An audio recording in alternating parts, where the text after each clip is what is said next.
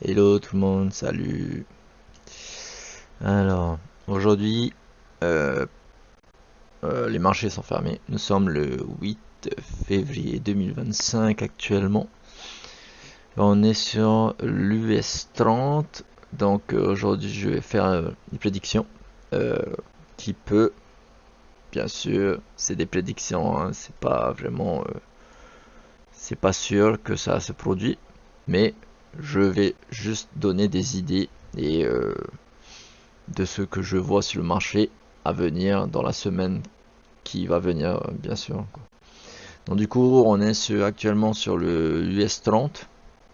US 30, on est sur 5 minutes time frame.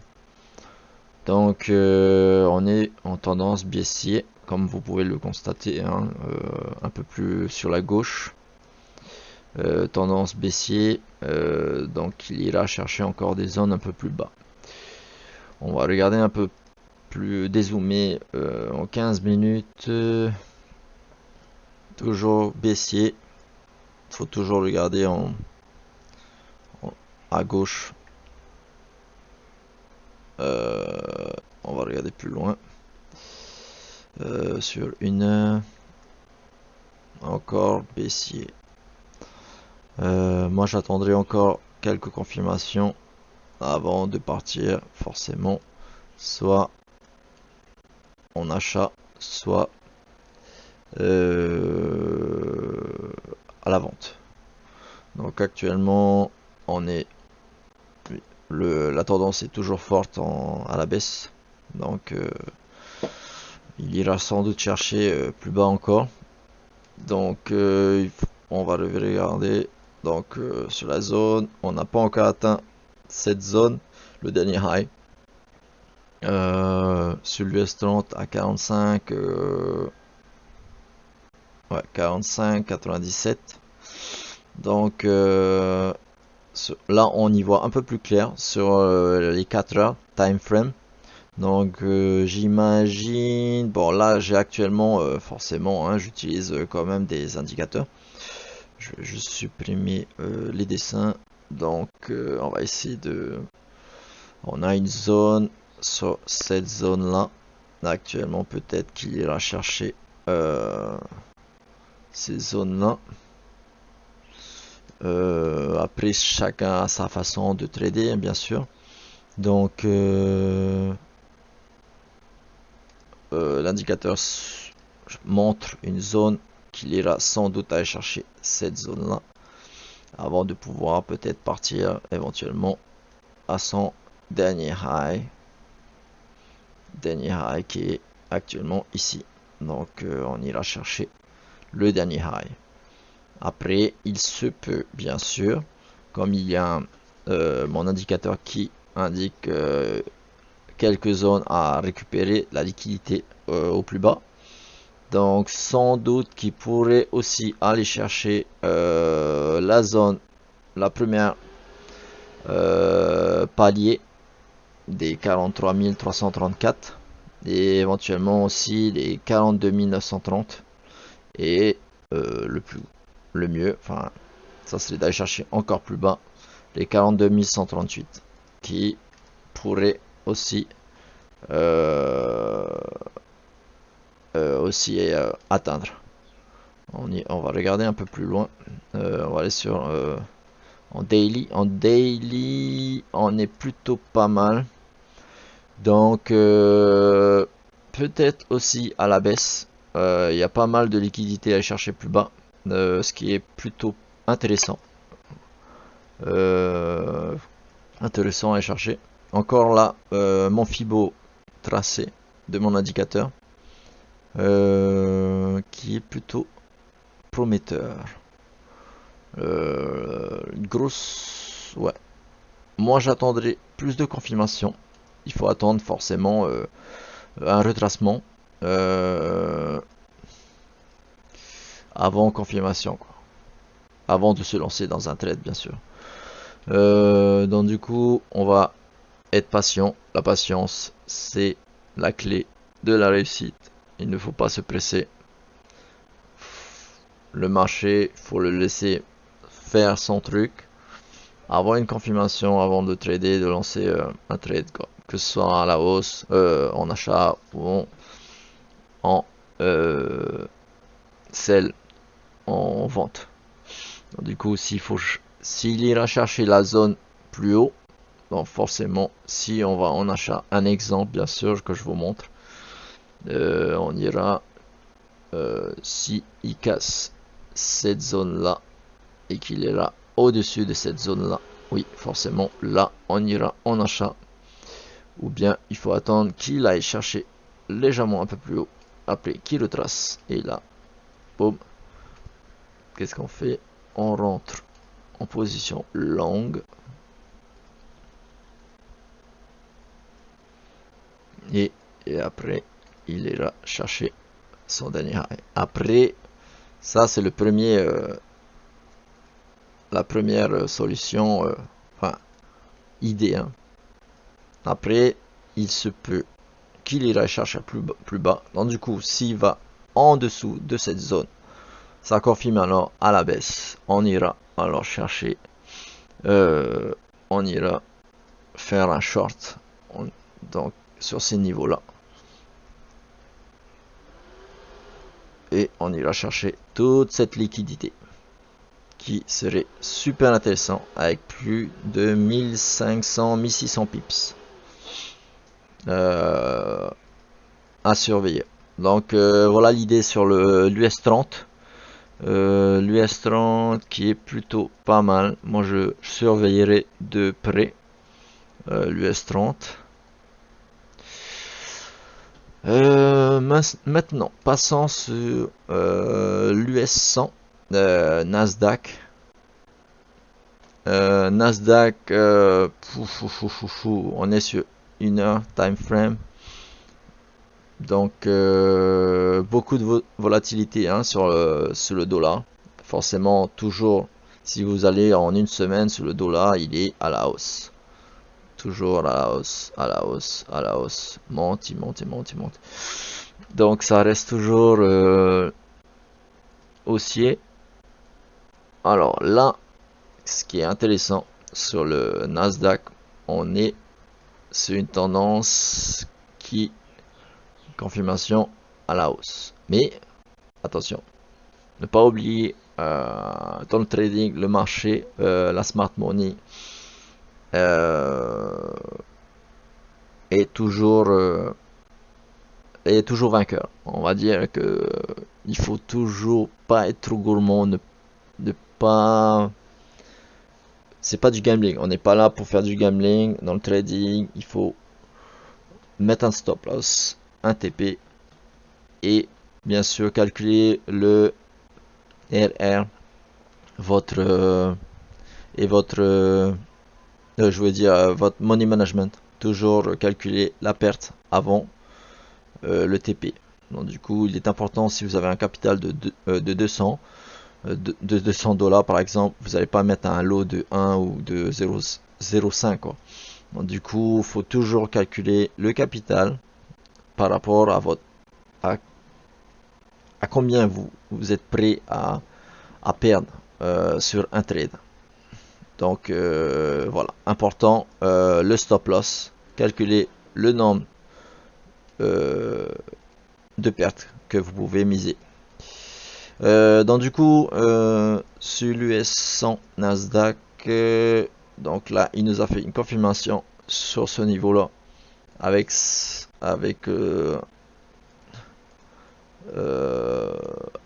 cassure. Donc tendance haussier, mais comme j'avais dit avant, ne pas oublier, la smart money remporte toujours. Forcément, là, qu'est-ce qu'ils ont fait? Les gens, enfin les traders comme nous, hein, ils sont partis en long. Forcément, ils sont partis, je pense, sur cette zone-là. Ils se sont dit peut-être qu'il ira chercher plus haut, et le dernier high qui est à gauche. Toujours regarder à gauche. Mais la smart money, qu'est-ce qu'elle a fait? Elle a dump, boum, elle a fait sauter tous les acheteurs. Forcément, les acheteurs, ils ont dû mettre le SL à ce niveau-là. Du coup, qu'est-ce qu'ils ont fait? Voilà, moi j'aurais fait un TP à peu près comme ça. comme tout trader, je pense qu'ils ont tous mis un TP comme ça. Mais la Smart Money a voulu que, voilà, ils vont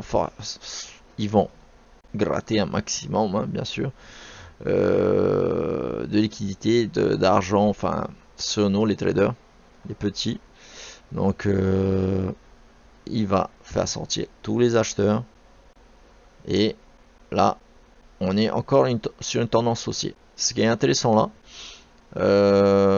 forcément, hein, il y a beaucoup de volatilité, hein, dans le dollar. Il faut rester acheteur. Donc on est sur le US 100, Nasdaq. Attends, je vais peut-être... voilà. Donc on reste... on est haussier. On est haussier. Donc, attendez, je vais juste mettre comme ça. Hop, hop. Voilà. Donc, sans doute qu'il ira chercher cette zone-là.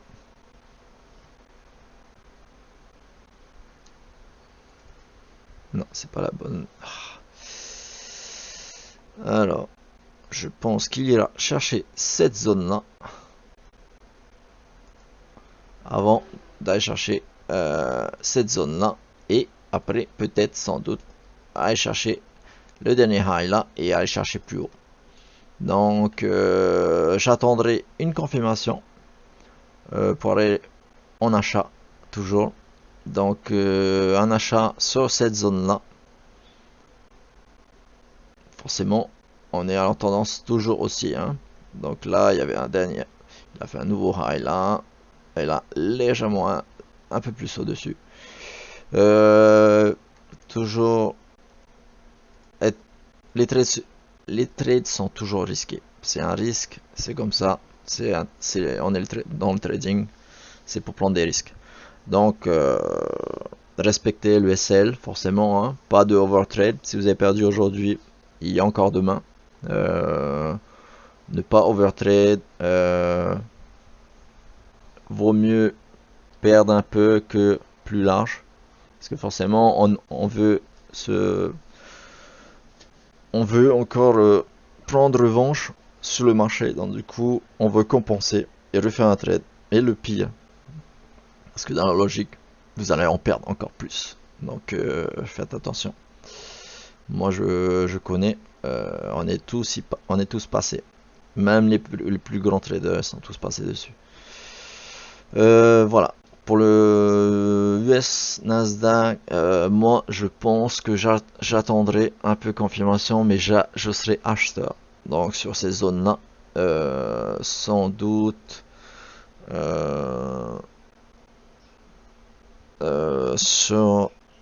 alors moi j'achèterai sur cette zone-là du 21,08 et s'il déclenche pas, j'achèterai légèrement un peu plus haut à 21,114. Ça dépend bien sûr de votre broker, hein.